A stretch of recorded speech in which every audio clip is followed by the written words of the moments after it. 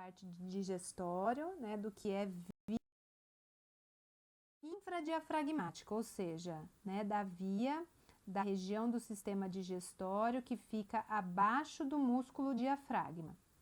Então, se a gente relembrar da aula passada, eu visualizo aqui o esôfago. O esôfago ele tem uma porção cervical que está lá em cima, ó, a gente visualiza aqui o esôfago atrás da traqueia. E aí o esôfago, ele vem, passa pelo hiato esofágico no diafragma e tem aqui uma pequena região abdominal.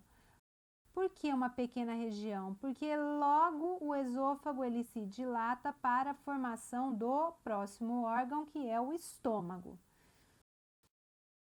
Aqui a gente visualiza bem, ó, o estômago, a transição, né, entre o esôfago e o estômago. Então, aqui eu estou vendo o músculo diafragma e eu percebo aqui que quando o esôfago passa pelo diafragma, existe uma constrição. Quer dizer, o diafragma aperta o esôfago e o esôfago ele fica estreitado nesta região. E aí, aqui a gente já vê a entrada do estômago, que é o que a gente chama de cárdia. Então, a cárdia é a primeira porção, a entrada do estômago.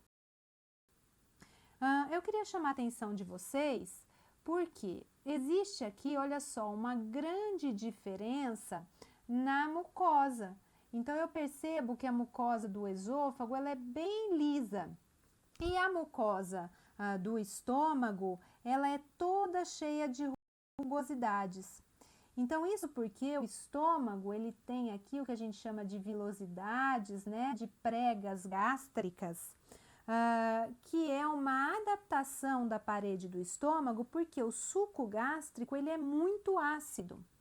Então, essa parede, ela é toda preparada para a acidez, diferente da parede do esôfago. Então, a parede do esôfago é toda lisa, né? Essa mucosa, ela é uma mucosa muito delicada.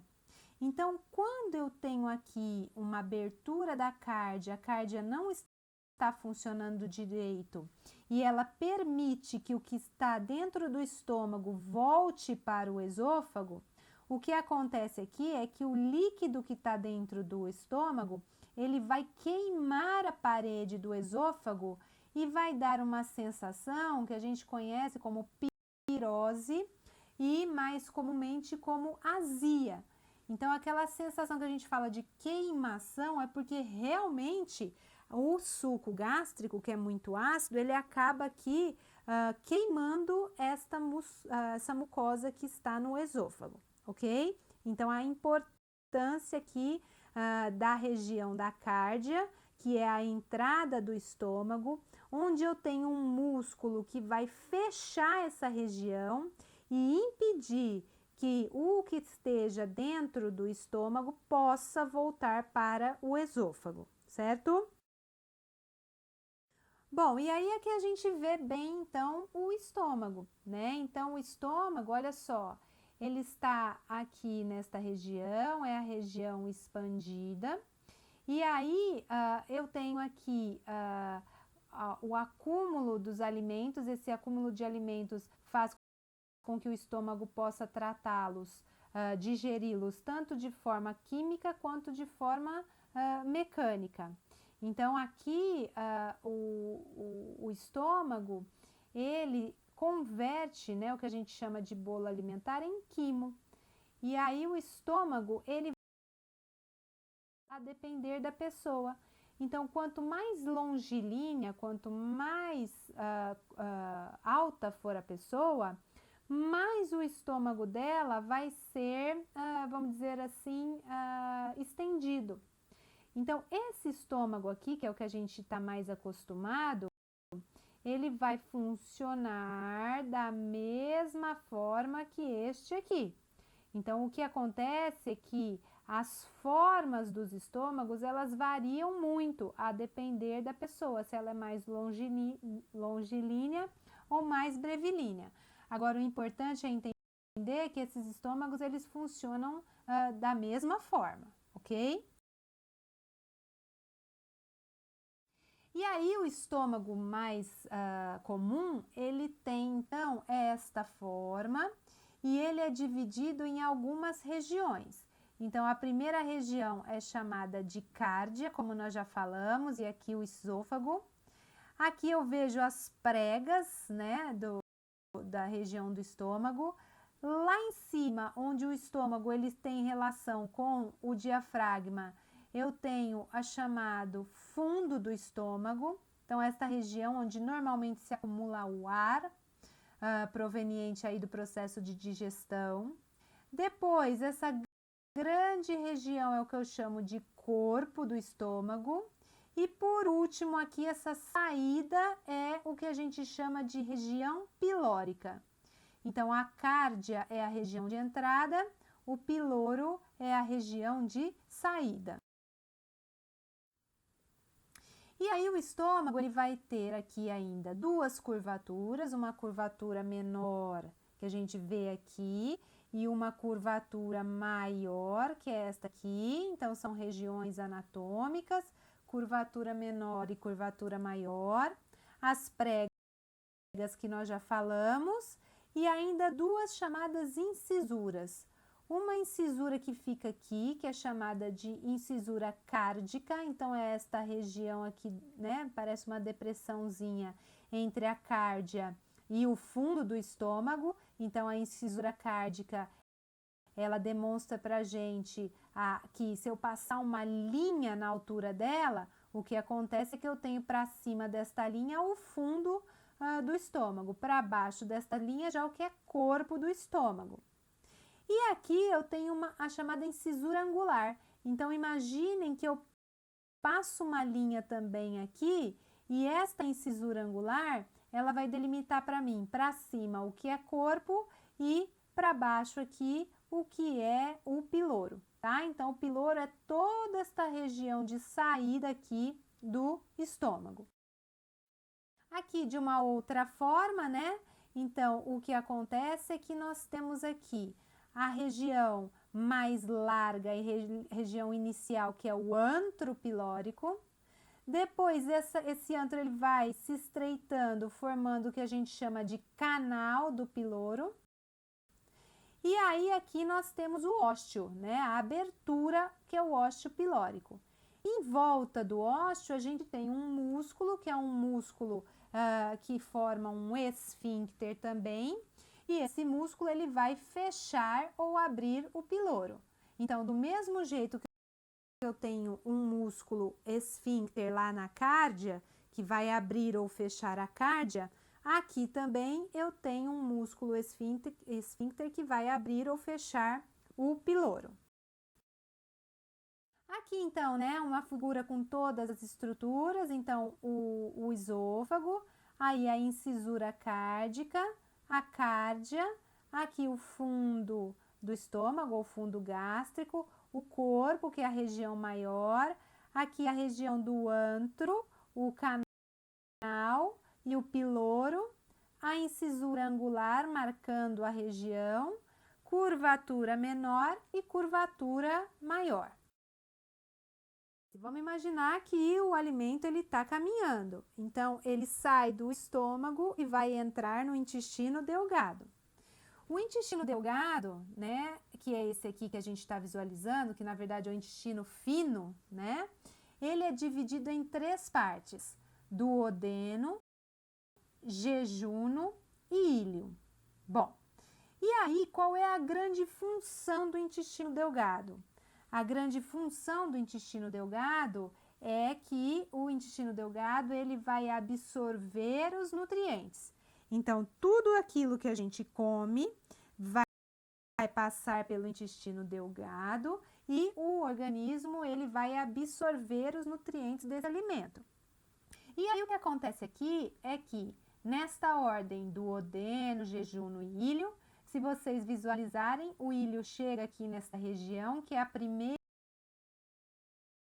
porção, do órgão, do próximo órgão, que é o intestino grosso, que é a região do seco. E aí, por isso, essa região de transição do intestino delgado para o intestino grosso é o que eu chamo de junção ileocecal.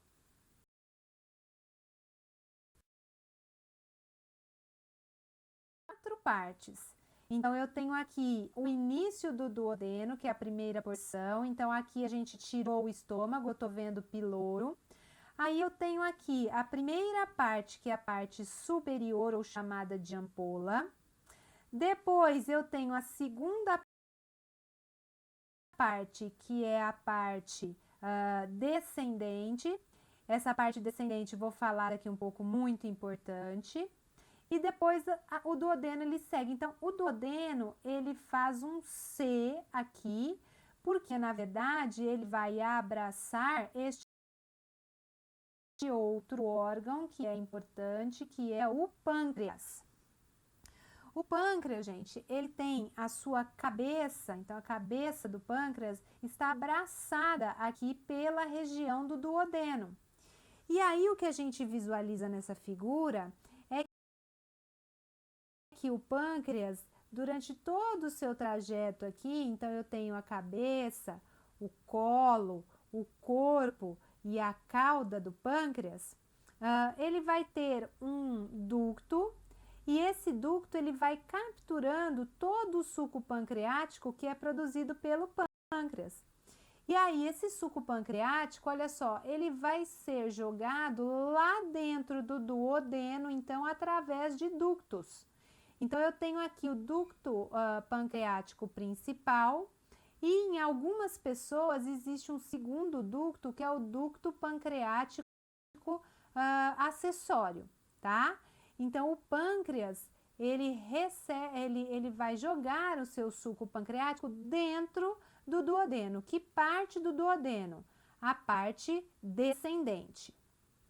Bom, aqui a gente visualiza também uma outra estrutura importante, que é o chamado ducto, olha o nome dele aqui, ó, colédoco. O ducto colédoco, ele vai trazer a bile que foi fabricada pelo fígado. Então, o que acontece aqui é que o ducto colédoco, ele está trazendo a bile que vai se misturar ao suco pancreático dentro do duodeno. Então, a função da bile, vocês vão ver lá na fisiologia, é o quê? É emulsificar a gordura. Então, ele quebra a gordura que a gente come para que essa gordura ela possa ser absorvida ou não. Então, a bile, ela é fabricada no fígado, né? E ela vai ser armazenada na vesícula biliar. Então, a vesícula biliar, ela não fabrica bile. Quem fabrica bile é o fígado.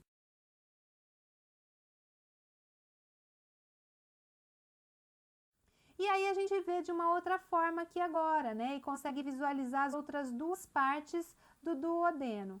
Então, eu tenho aqui, ó, a parte agora inferior, a parte ascendente, e aí ela faz essa curva para se transformar no jejuno. E aqui, de novo, a gente vê a relação, então, do duodeno com o pâncreas, tá? O pâncreas, então, ele tem a cabeça, ele tem aqui essa região estreitada, que é o colo, o corpo e a cauda, que é a região final do pâncreas. Aqui, a gente visualiza, então, novamente, dando um zoom, os ductos pancreáticos e eles vão então desembocar no duodeno nessas duas pequenas estruturas que são as papilas. Então, a papila menor, onde vai desembocar o ducto pancreático acessório, e a papila maior, onde está desembocando o ducto pancreático principal em conjunto com o ducto colédoco, que vem lá do fígado, ok? E aí, duodeno, jejuno e ilho. Então, o jejuno e o ilho, gente, a gente não consegue ver lá nas peças, por exemplo, uma demarcação muito clara. A gente não consegue falar assim, ó, até aqui é jejuno e depois é ilho. Como é que a gente consegue saber? Primeiro, abrindo o intestino.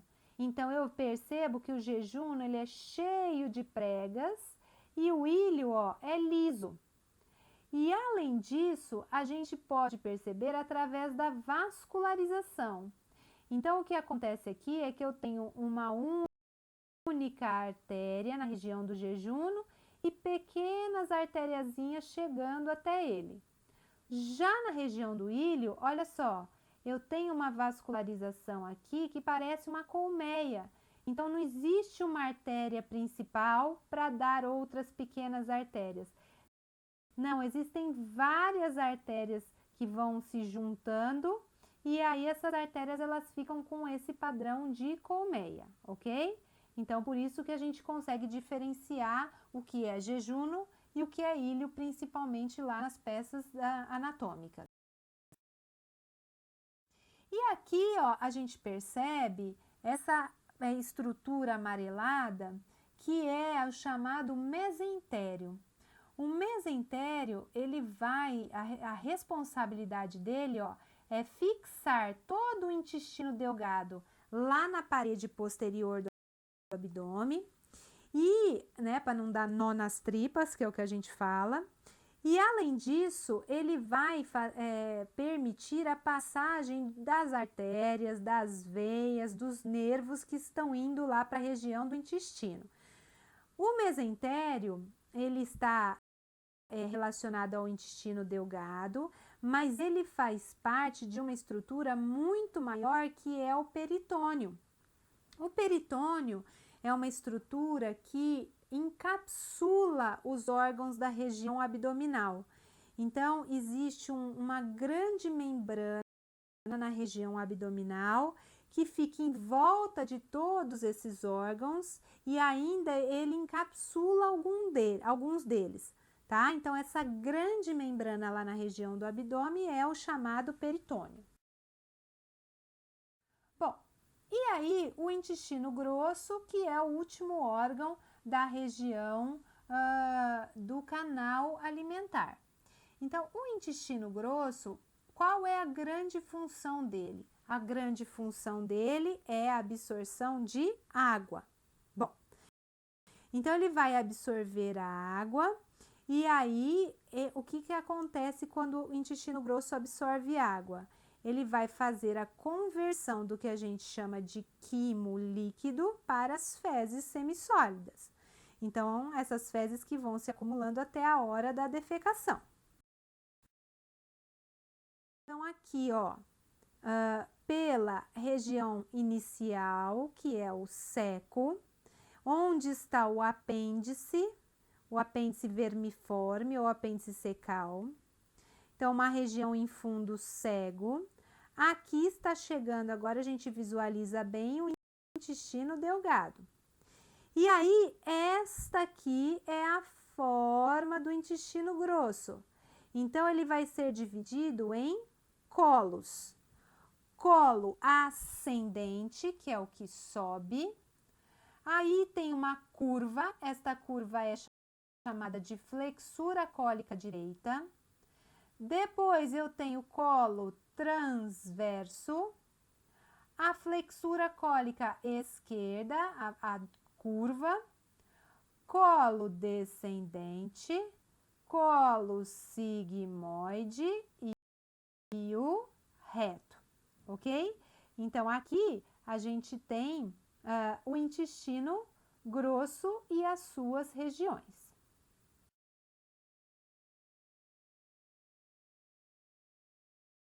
Então, olha lá, vamos dar um zoom aqui. O seco, a gente visualiza o apêndice.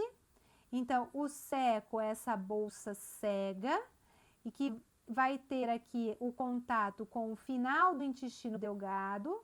Então, aqui a gente tem a junção ileocecal. Bom, e aí a gente visualiza bem ele aqui agora, né, aberto, ó.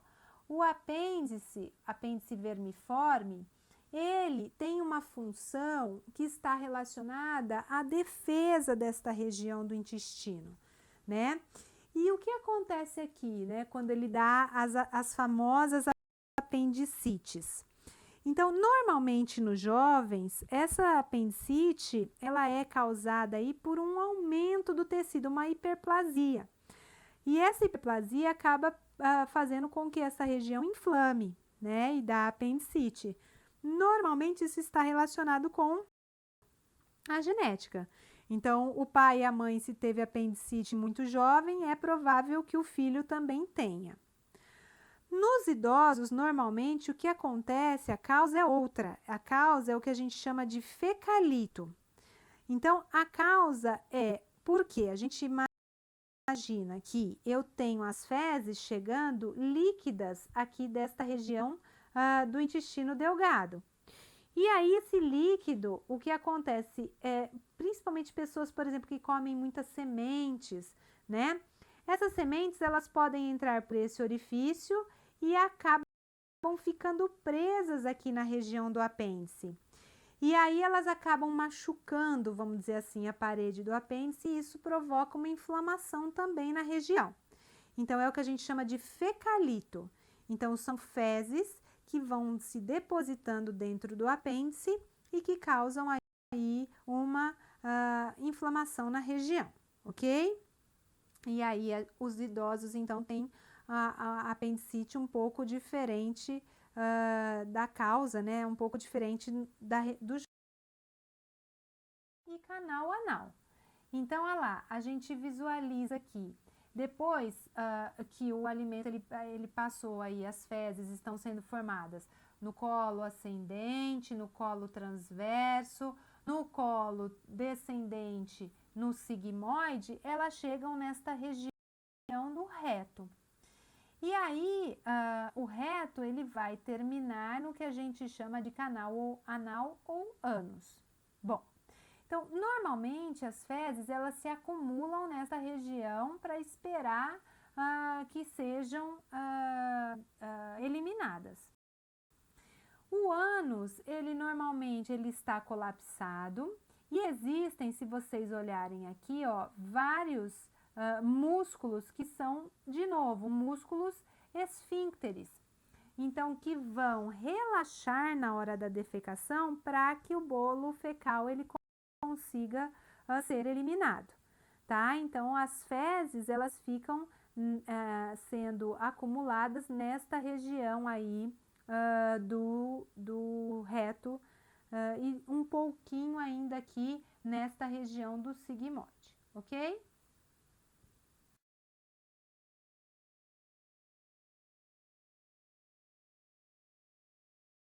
Até a próxima, gente!